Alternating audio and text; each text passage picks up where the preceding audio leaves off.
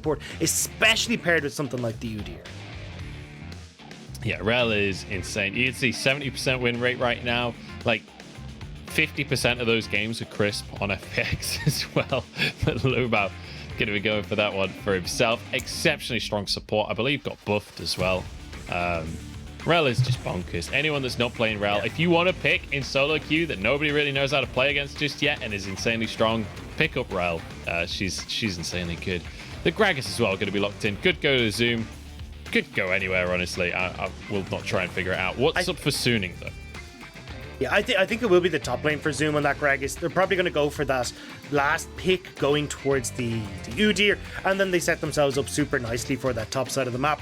And for Suning, I think you go towards a mid laner here. I was going to say the Azir, because you kind of just end up in a comfortable position no matter what. But it looks like instead they're very much focused on and Huanfeng, trying to just set up this Aphelios as this late game card.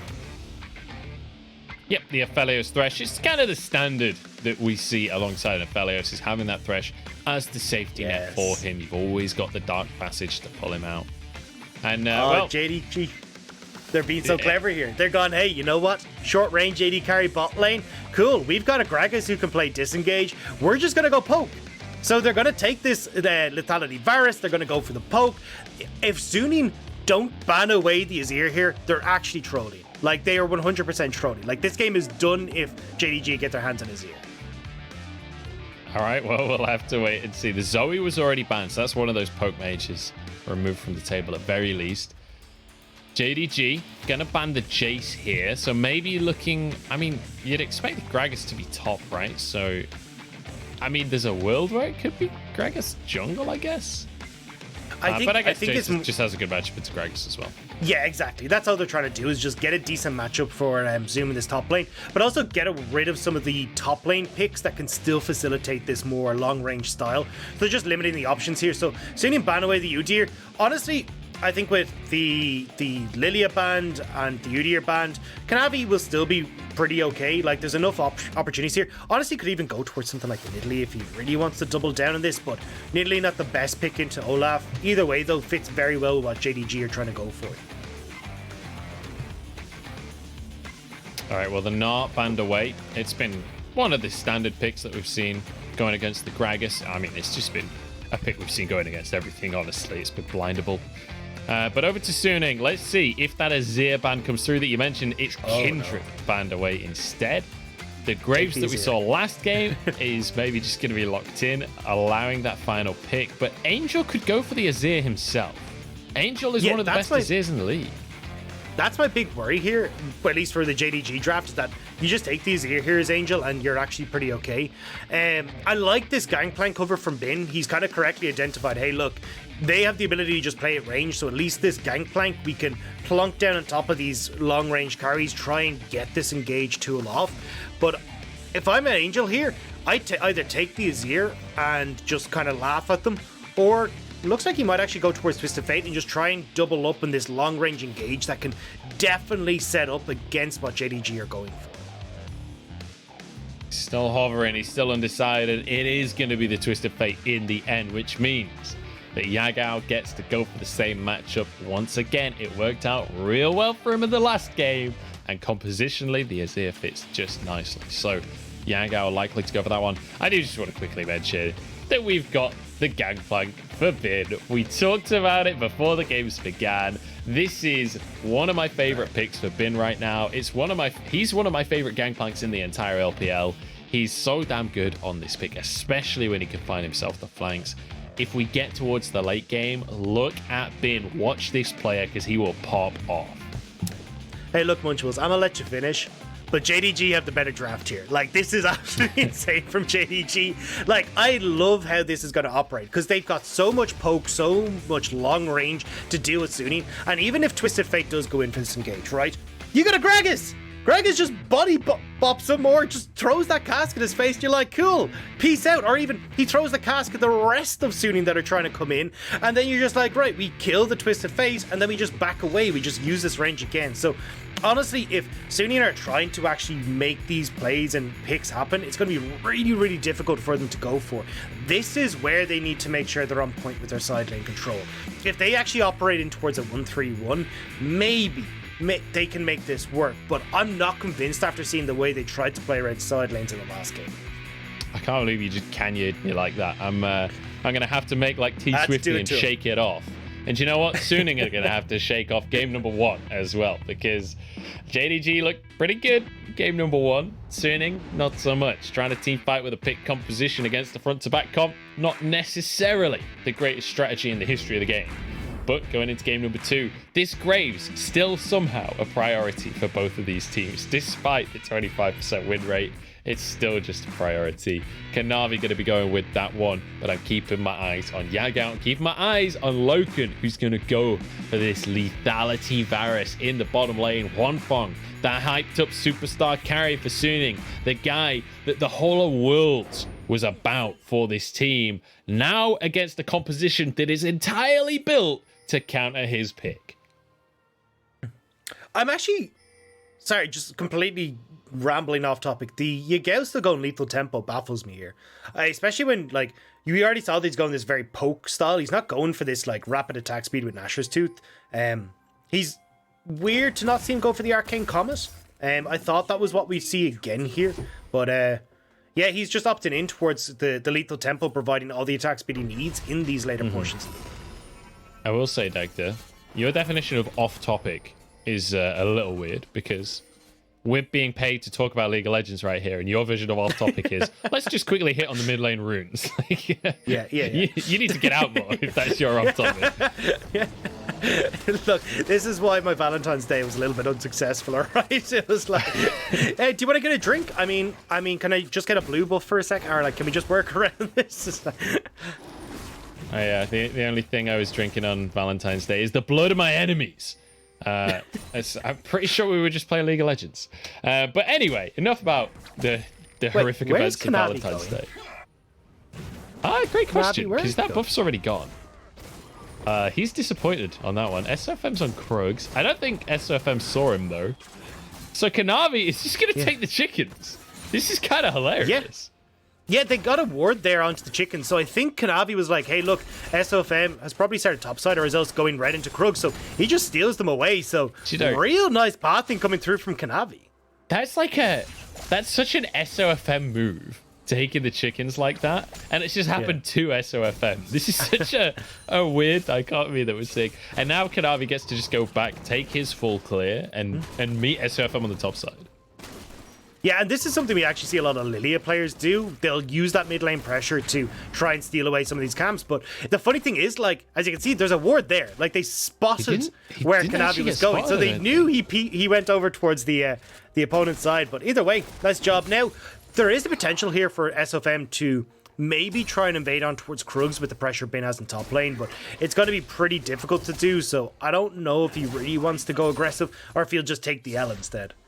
Yeah, and on the top side as well, like, you can just kind of chill, right? He's Gangplank. He's not exactly going to run out of potential later on into the game.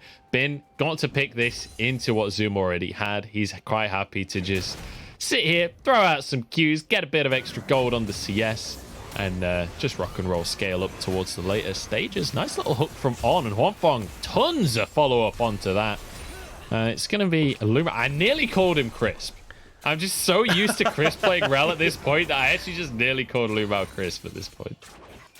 Yeah, I've done it a couple of times, even just where I'm like doing VODs for myself. But Yagao, we'll actually try and push this in. But this is really good from SofM. So basically, you force the early recall. You allow the early recall from Angel. He'll TP in with more mana with the buy. And it looks like, despite that nice early clear from Kanavi, not actually being able to get into River for these scuttles means you get the double scuttle as SofM.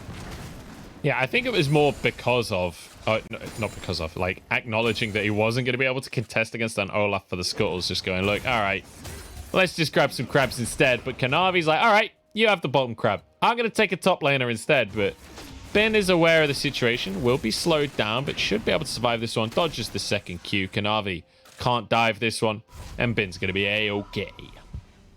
It does give the opportunity for Zoom, though, to just crash this wave. Could even get a nice little reset for himself where he may not have to burn that TP. And as you can see in bot lane, like, Huanfeng and On are pushing pretty aggressively here. They got a nice lane matchup. So maybe Zoom tries to get down to this bottom lane and actually turn this in favor of JDG. But looks like Zoom hasn't actually been able to push as effectively as he'd want to. So Bean is able to get back in time. Well, SofM going to head back to base as Drake spawning in 5 seconds time. Kanavi on this bottom half of the map right now. But SofM would be able to get back to the Drake if Kanavi were to just start it off. That would be a little bit crazy. Let's talk a little bit about the junglers though, because this is an Olaf. Olaf loves to go for these Drakes, but doesn't necessarily have the best lanes to be able to brute force it off. No, especially as you can see in this bottom side, like, this is why Thresh is so strong into the Rell. Is you got the Flay, you can just disengage whenever Rell tries to come in. She's then a sitting duck as she tries to waddle backwards, and it leads for an easy hook. So honestly, Sunin have got a heap of control in bot lane, and his Angel hits 6. That's only going to be amplified even more. So I thought maybe we'd see JDG try and make some early plays happen with Kanavi kind of trying to play through Yagao mid or trying to make something happen with the overextension bot lane, but he's just happily farming away. He's cleared out the Olaf Raptors once again and is now going up to his own side to clear out those Raptors too. Ben managed to land a cheeky little barrel there onto Zoom, and this is just Zoom's life up in the top lane right now. This doesn't get any better. This is going to suck for him all lane long. Finn's just going to be able to prod him out all day. Drake is up on the map. It's been warded by JDG, so if SofM were to try brute force the issue, that could go down for them. Huanfeng and On, as you rightly said, a lot of pressure in that bottom side to work with, but Angel, it takes a little while before this Twist of Fate can just clear the waves. My big question here is, as you can see, like, with the Olaf Raptors respawning, oftentimes, like, people will just try, junglers will just try it over and over again, try and steal these away, especially with, like, Yagao's pressure. But it looks like instead, you're not really going to be on time for Kanavi. So it means that, look, you can just, as Olaf, clear this bot side back into a scuttle that is nicely spawning at this dragon as well. Turn this in towards the dragon and just again amass these pretty sizable leads for Sunin. Like, I know it's only 600 gold at the moment, but this is purely just off of the jungle, off of a little bit in that top and bot lane as well. And Sunin playing this early game really smart. But not interested in going for the dragon just yet, which might benefit, because there is a ward in the pit right there. I don't know how or where they are of that situation, but the ward is now timed out. So if they were to go to the dragon, it wouldn't be quite so obvious, at least. But looking to just go for the red buff first, perhaps worried that Kanavi would try and go for some kind of crazy steal. On his positioning, real aggressive in this bottom lane, and Kanavi's moving over there, but I don't think anything's actually going to happen here. I think Sunik should be able to just shove this and get on out of dodge. Kanavi's sticking around, though. They really want to make this happen. LvMao positioning to look for the engage. Huanfeng needs to be careful. Has flash, has cleanse. Knockup doesn't land onto Huanfeng. Guardian there. Flash from LvMao and a TP as well, but Angel's arrived on the scene. Hook comes on in. On playing beautifully, but the collateral damage finishes him off. Yagao flashed away from by Huanfeng here. It's 2 versus 4, while the dragon is taken by SofM. Angel gets away with his life. A pick for a dragon. I don't know who wins that one, Dagda. I'm going to give the edge to JDG, just that, like, the gold going over into the hands of Kanavi gives him a lot of control in the jungle. And yeah, the dragon's nice for Sunin, but it's not the end of the world. I'm more interested in seeing now, though, what happens with these resets, because you've got Loken and LvMao who can shove in, they can reset and turn this towards the Rift Herald. And for a composition that, like, relies on the damage from Varus and kind of getting themselves into a position where they can poke, getting these early golds makes this composition so much stronger. But Sunin have started this up before you can really get these resets coming in from JDG. Yeah, Suning looking to just snowball on the objectives right now. They get the Drake, they immediately move to the top side and look towards Shelly as well. But Kanavi's here, as is Yagao. And if there's anything we've seen from JDG in this series, they do not want to let Suning do what Suning wants to do. Gold card locked in here for Angel as he moves towards Yagao. But Yagao backing away. This should be Herald for Suning as they're moving the bot lane up as well. But actually, they're going to be slightly later than this one. Maybe JDG could just take this one away. Ragnarok is there, but it's too slow. Taken down is SofM, and the Herald will be easily snagged by JDG. It's too late to the play from Suning. I think that's what we're talking about there, is that the resets can come in faster from JDG. You still have control for Zoom in this top side when it comes to push, and he comes across faster. They get the kill, they get that Rift Herald. They did lose some waves down towards that bottom lane turret, but it's not a huge amount that Loken's really going to be hurt for it. But you can steadily see that 20 CS lead essentially in that bottom lane, thanks to Loken needing to roam up to this play. It's such an insane amount of lane pressure coming out from the Aphelios. And I'm not going to lie, I don't know Lethality Varus versus Aphelios well as a matchup. I feel like Aphelios existing and Lethality Varus existing have been separate parts of League of Legends history. Yeah. But I would have expected this to be Varus favored, honestly. Like, he wins most lane matchups. Yeah, it's more so the support, and also the fact he started tier in this lane as well. It's not like he's got a huge amount of combat stats, and with the LvMao not really been able to do a huge amount, they've had to play this relatively safely. So just Huanfeng's been able to use the push that he needs and the Infernum to get this safely corralled under tower and start to chip away and at least get some pressure on towards the spot lane. But either way, it's not going to mean too much. It's more, as you can see with this rated Dirk, now that damage is starting to stick a little bit more onto Huanfeng. Yeah, and I will say, I'm not going to offer a lot of sustain on Thresh. In fact, 0 sustain. So when those Qs do land from Loken... He's got a shield. He's got a shield. He's even got shoulder guards as well in his inventory. So so there's that. I don't know why I'm telling you that, but you know what? Now you know. You know, and knowledge is power, Dagda. So now our audience has a little bit of power to work with in this game. So does Huanfeng as he shoves this wave in. And the gold lead is pretty sizably in favor of JDG, 1,000. But Dagda, I'm a little disappointed at how accurate my expectation for this series was. Because, hang on, we've got a play and it's denied. Yagao doesn't have any mana, so he can't do anything, but he can deny the ultimate here. I think Zoom gets away as well. Ragnarok was super early. And this is exactly what I'm talking about. This has been so anticlimactic as a series. Yeah. But this is why, like, Azir is considered a good pick into Twisted Fate, right? You can just do things like this. And we kind of knew this was going to be much more slower paced, but honestly, you're actually seeing JDG play this really well. Not that slow pace from Kanavi, is he just goes for the dive. This is exactly what we were seeing in the last game as well. The Graves, when the opportunity is there, can just blow someone up with the Gale Force, but last game it wasn't working out. This time around, it's beautiful from Kanavi. This will be the first tower. And it's not like Kanavi's going to teeter off. Like, this is the thing. Like, Graves can do Graves things like this when he's in a composition that allows it and when the opponents aren't going to play from range. When you look at Suning, there's not a huge amount of range on that side. So, honestly, when you look at Kanavi, he's going to be enabled pretty well when Suning tried to just bombard themselves onto the JDG spikes, essentially. But for JDG, they're happy. They're in a really defensive setup with so much peel, so much damage, and can just make plays like this happen on such a consistent basis. That's really nicely done from Kanavi. Clean as you like. But in the meantime, Bin has been chilling in this top lane. He's going to be able to get himself yet another plate. If there's one thing Gangplank is good at, it is annihilating turret plates. His passive doing wonders on that front as well.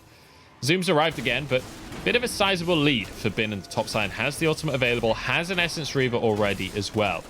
As JDG look for this Drake, and I think they might just be able to get this one. You could see some positioning from Suning there, but they don't commit to the contest.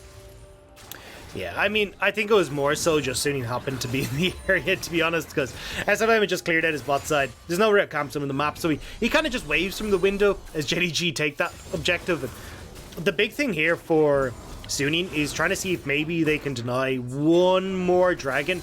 It just gives them time for like Bin to scale into this matchup incredibly well.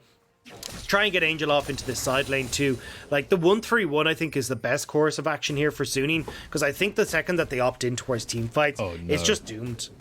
Don't tell me that, Rob, because that's what it was last game and it just didn't happen. Zoom is getting pelted by cannon fire right here, and now he's getting pelted by Viking axes. SofM wants a bit of vengeance, and the Ragnarok means no ult can happen from Zoom. Easy peasy lemon squeezy, says Suning. Yeah, I'm surprised to see Zoom overextend that much. Like, you know that SofM has to be topside. You just saw him like at that dragon, decided not to contest it, but you still know he's resetting to go topside. So Zoom, a little bit of a mistake there. Now Kanavi though might get one back on Bin. well, the tower might go down, and I don't know if Kanavi can actually win this 1v1. Bin's kind of large, but it's not a 1v1. He's got a Birdman with him, and knocked back is Bin. The pirate should go down here, and the bird wins out the day. And you can see there, Angel even considered the Destiny up, but decided not to even bother. He's going to just push this in mid, but Zoom's got the TP there. He's here to save it, so JDG get away with that scot-free. A nice pickup and a little bit more control on the map, and you're going to be pretty happy. Huanfeng, though, once again, looking for these early towers. This time, grabs the second one for his team, third one of the game. Gold still relatively even. It's that 1,000 gold lead in favor of JDG, especially once this tower goes down. That should just tick over. But all things considered, when you look at how much scaling is in this game on both sides of the board, this is pretty much par for the course, right? That we're not seeing any massively dramatic leads in the early game. And JDG, I mean, this is a late game team. This is what you expect from JDG. I am surprised though by the build from Loken. He went for the Umbral Glaive first. Like usually we'll see like the Manamune and the Duskblade and try and accelerate. The Umbral Glaive obviously for the vision control, but I don't think it's too much of an issue here. I'd rather, I think, see him just go for that early damage so that then you can ramp off of that mid game spike from the Varus. So there's a weird thing about Varus. I have played a ton of lethality Varus. Now, it was before the change in the items, but this fact remains that if you have a weird recall where you can't afford a bigger lethality item, you spike a lot harder by just finishing a glaive on that shoddy recall and then building other lethality items than going back without a completed lethality item. So it's kind of like a halfway house a lot of the time when you couldn't quite finish what would have been a Ghost Blade back in the day. Yeah. They're going to get onto Bin and bot side, Bin's though. in trouble. Has his flash, but he doesn't get to move. Even with oranges, it was not okay. On gets knocked away. Gold card comes in onto LvMao as well, but I don't think there's anything Suning can do. JDG starting to feel themselves a little bit. Starting to get proactive on the map. 3,000 gold lead as they look towards the bot lane tier 2. Kanavi's in the mid lane alongside Yagao here. With the Rift Herald for SofM, though, they could look to just crack open this tier 1 in the mid lane. Looks like he's not going to go for it, though. Doesn't have the support of his team, so doesn't want to try and fully commit and start to trade these structures. So, nice job from JDG to put pressure down and use the time that SofM committed to that Rift Herald. Bin has TP here. He's going to move into play. Everfrost going to keep Loken in place. And just what happened to Bin happens to Loken immediately after. SofM drops the Herald, as you say, in the mid lane. Can't quite finish the tower, though. But, hey, at least Bin got a little bit of vengeance for himself.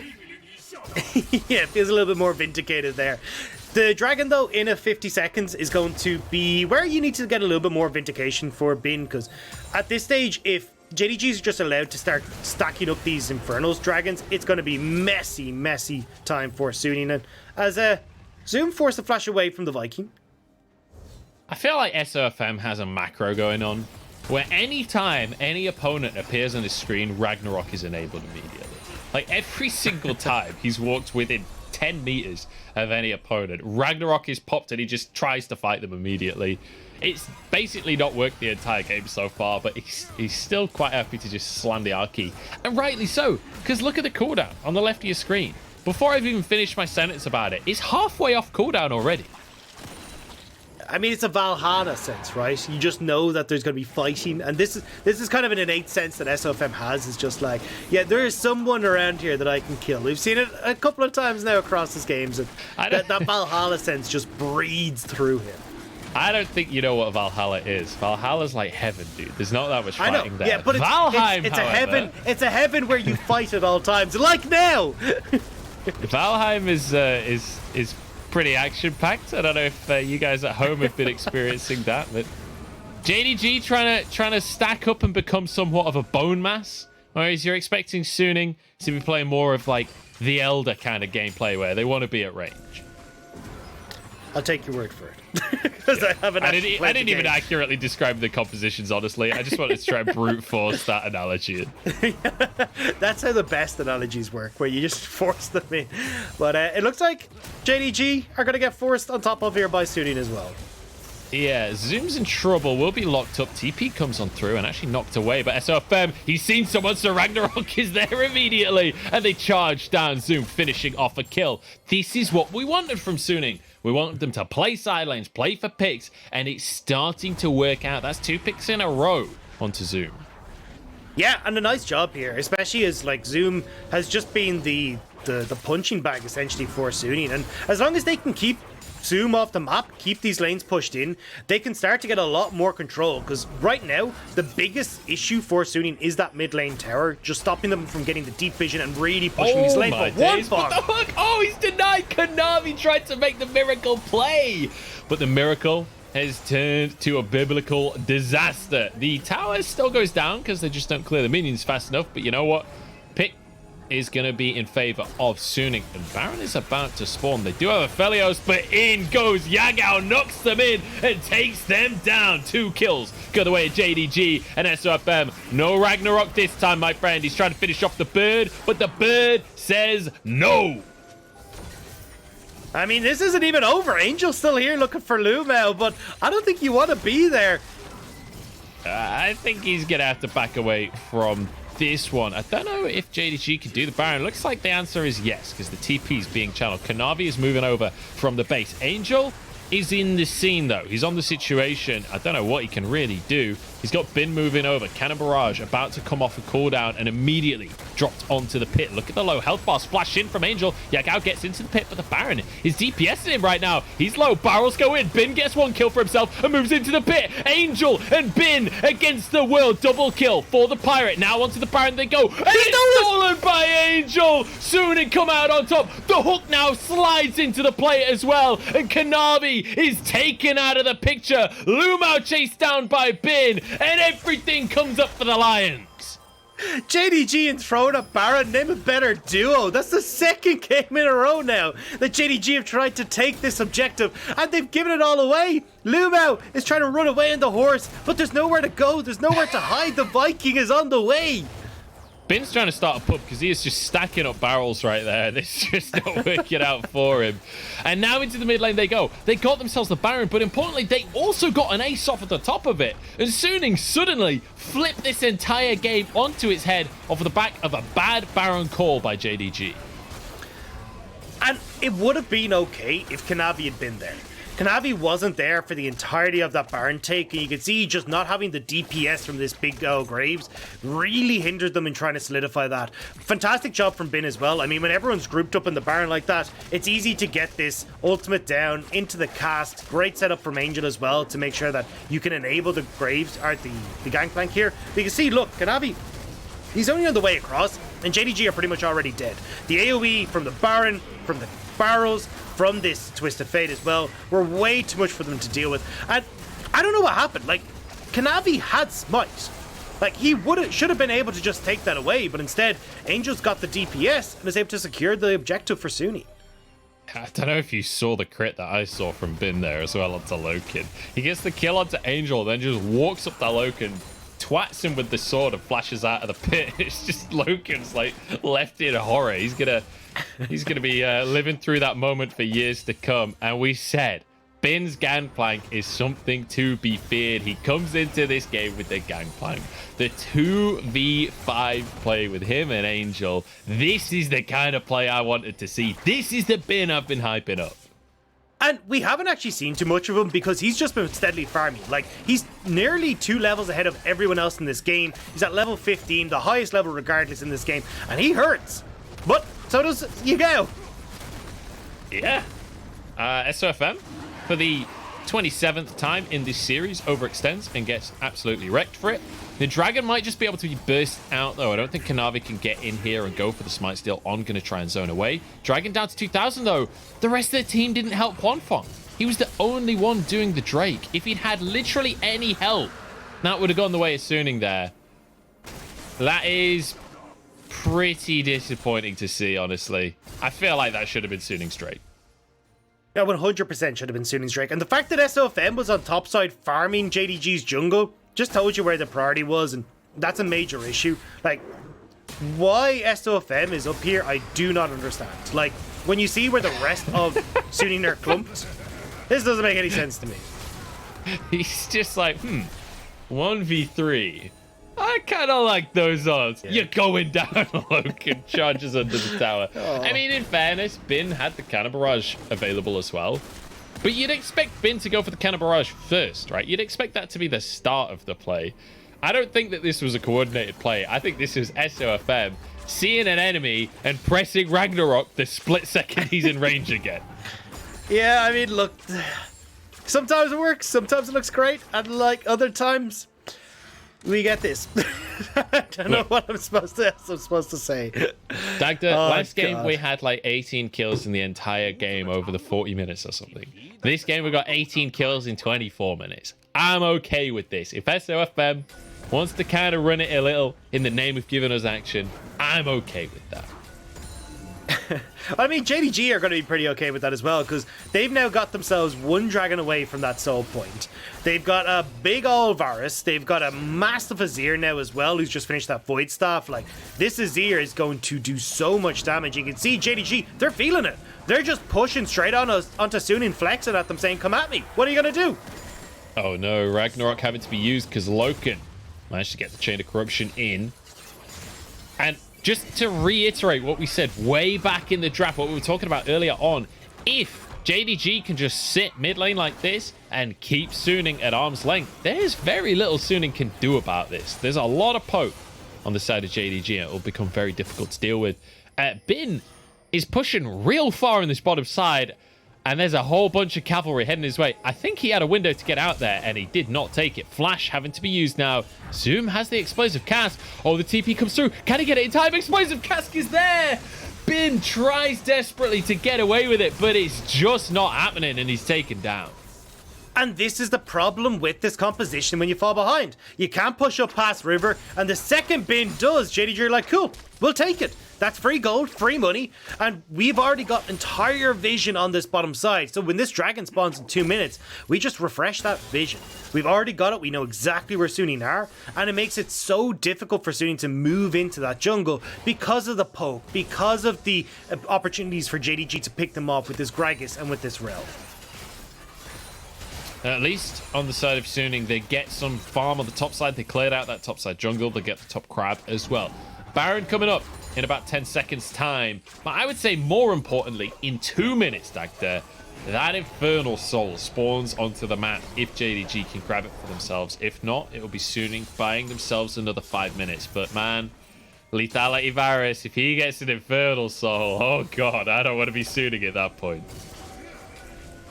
I don't know if I want to be Suning at all this game. This is was starting to look good, and then that one mistake from SofM gave so much control back to JDG, gave them that third dragon that is just so crucial. Like when you're playing this style of composition, being forced to fight when it's not on your terms for Suning just really sucks. And now you've given that to JDG on a silver platter, and you can see, look, they guarantee mid control with Yagao.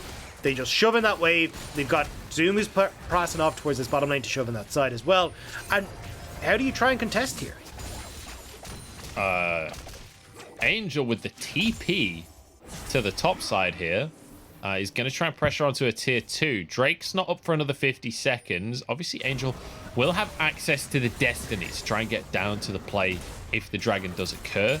SofM, not entirely sure what his goal is here to try and move in. Maybe just to pressure so that Huanfeng can clear the wave in the mid lane here.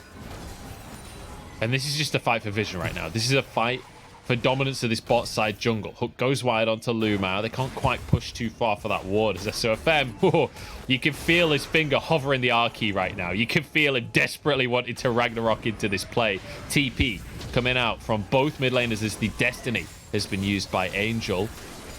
And it looks like he's moved all the way to the Dragon Pit. He's behind the enemy right now, but this could mean that he's too split from the rest of the team. Yagao going to be the target. Bit of damage in, but he's Twisted Fate with a rapid fire cannon. Doesn't have that much burst. In goes the Ragnarok. In comes the rest of the team. Can they finish anyone off, though? I don't think it's happening, as JDG pretty comfortably just survived the attempt here from Suning.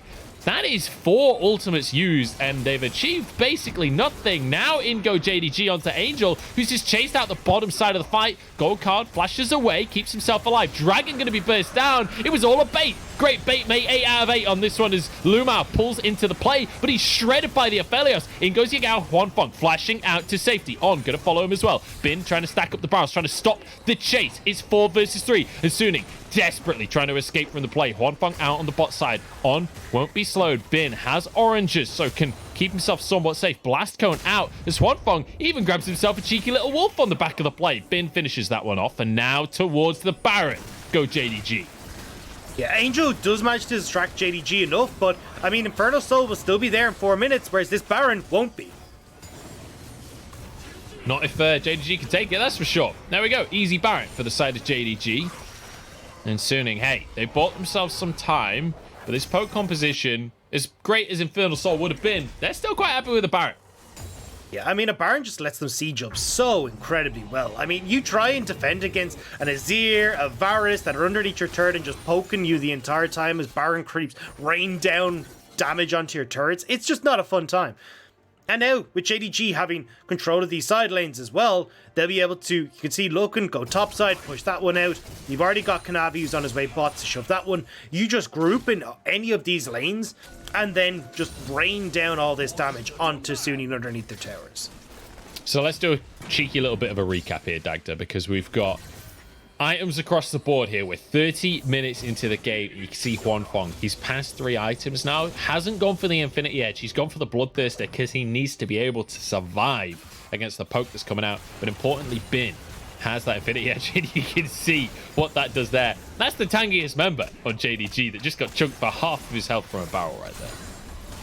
I mean, you say tanky. He's got a Kindle Gem and a Forbidden Idol. He actually isn't that tanky, to be honest.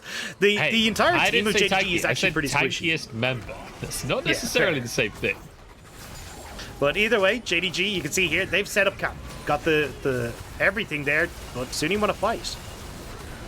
Yeah, the Cannon Barrage, they're just going to dissuade the push for now. Sundisk is going to make this a real pain in the ass for Suning. They don't really have a way to try and take down that Azir tower either, but look at this flank from the solo lane as Barrel's coming on in. LvMao takes 800 damage on a crit.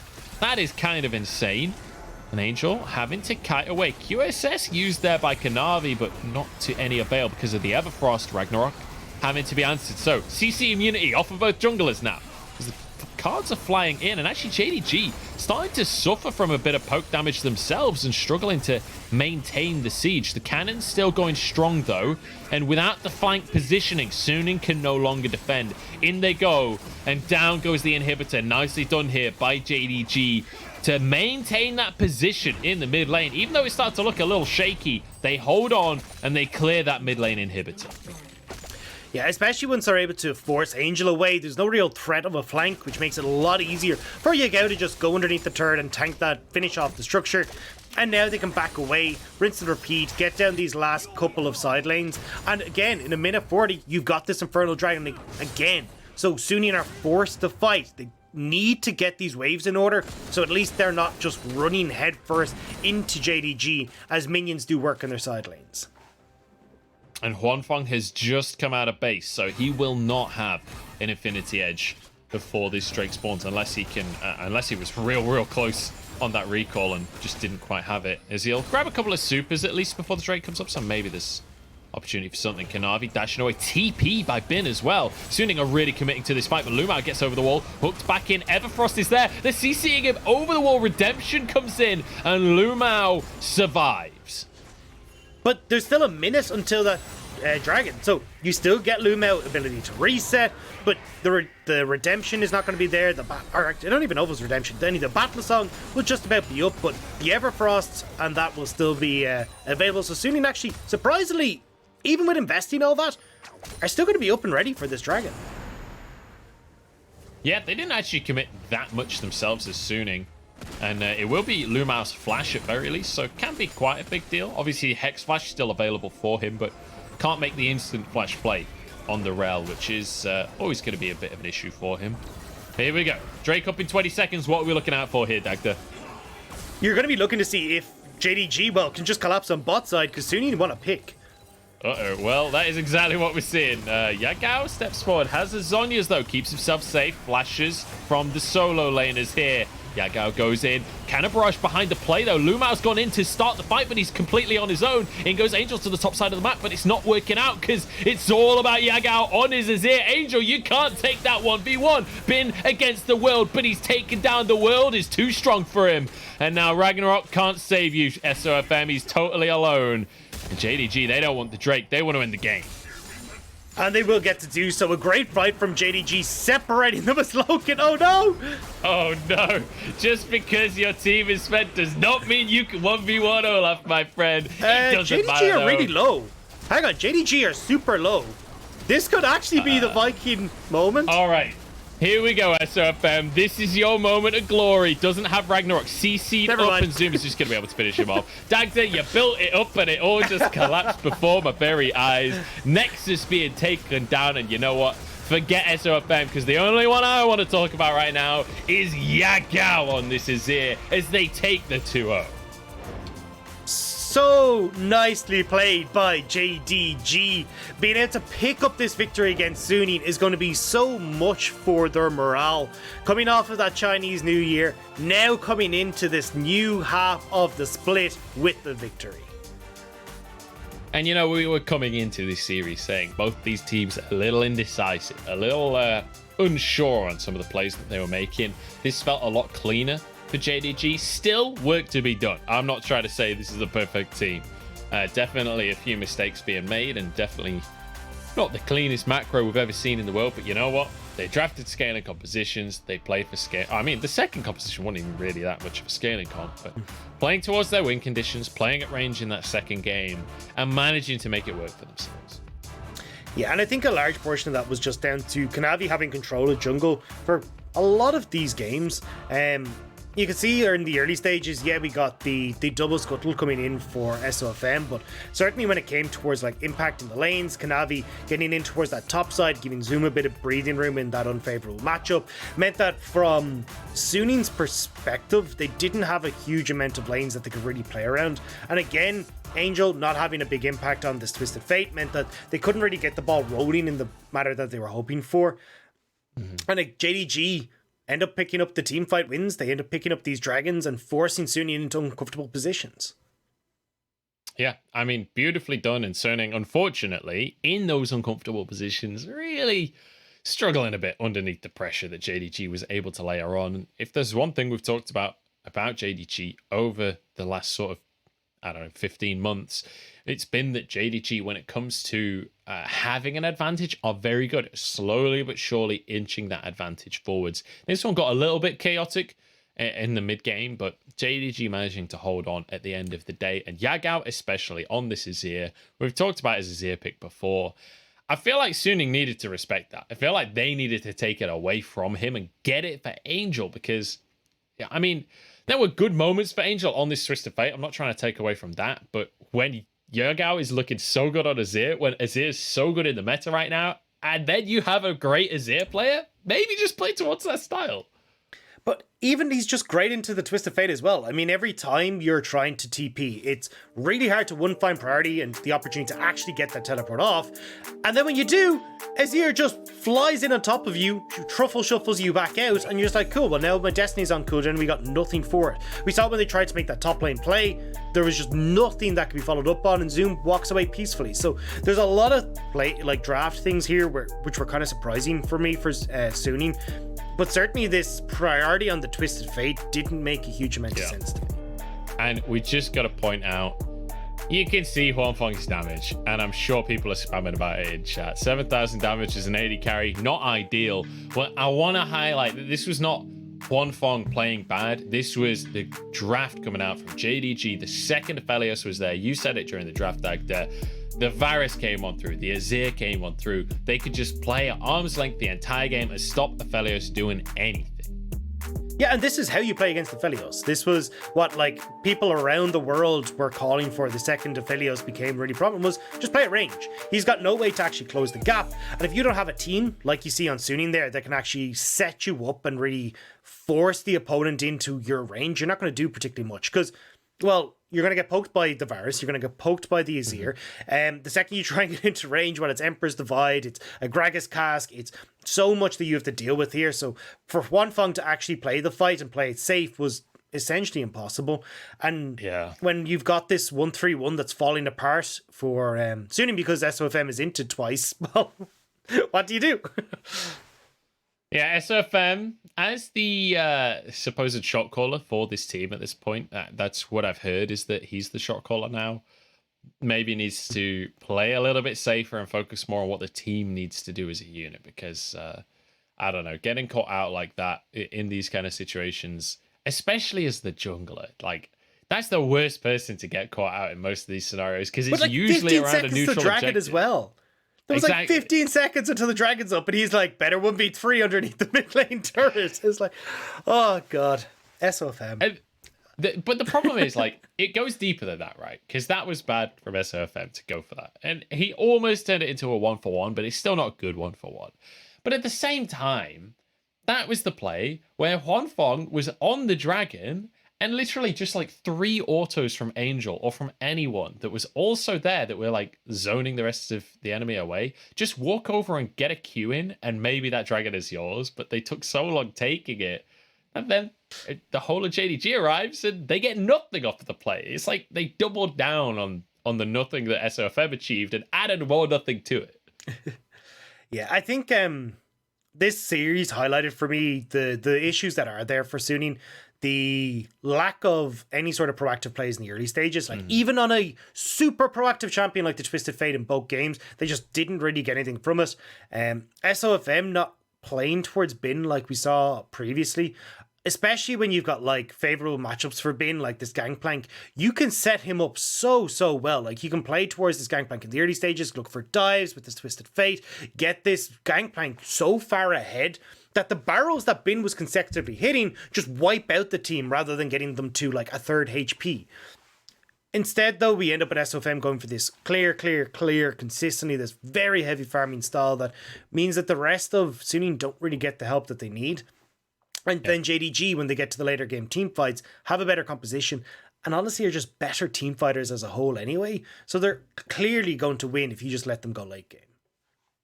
Yeah, it was a rough one from Suning, and especially for Angel. We saw him trying a lot. Like, this was a better Twisted Fate performance than what we saw in game number 1. We saw him trying to get into these side lanes and pressure. Like, Yagao matching him every time. And when you're getting these huge lane leads that Yagao found, I think in that last game, he was like 50 to 70 CS up towards the end of the game. It's such a huge gap between the mid laners in terms of the items that they have and the damage they can do. I mean, we saw that last team fight had the perfect example, right? Where Angel is like, all right, I've got to try and stop Yagao. Goes in and just gets straight 1v1 by Yagao and just goes down. But that's the thing. He went for that Everfrost build, right? And I like this Everfrost build for the side lane, because you get like the 600 mana, which means you can play super effectively in the side lane.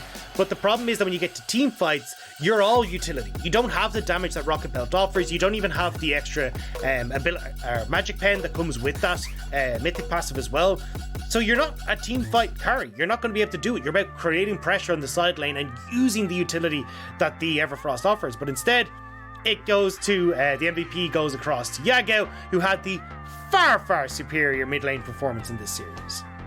Big old mid diff right there as the Azir comes in and Yagao gets back-to-back MVPs in this series, and rightly so. And making an argument for maybe picking the Azir away from JDG, because that honestly, this Azir feels like it covered over a lot of the issues that we were seeing before the break for JDG, right? Just being able to infinitely scale up. Obviously, Yagao, an exceptional player on the Azir, can really utilize this pick to its full extent. So feels like the perfect pick for JDG right now and doing wonders in that game. And this is why I want to see more of the Azir. Like, it kind of just does it all, right? If you want to play team fights, cool, Azir is great. If you want to play this poke-oriented style, cool, Azir is fantastic. Disengage is there. And even when you look at just the laning phase as a whole, there's not really any mid laners right now that can go toe-to-toe with them, where you can push him out and get priority there. So honestly, Azir just does all better than most mid laners right now. So that's why we're seeing the priority and why I think we'll be seeing a lot more of it in the LPL.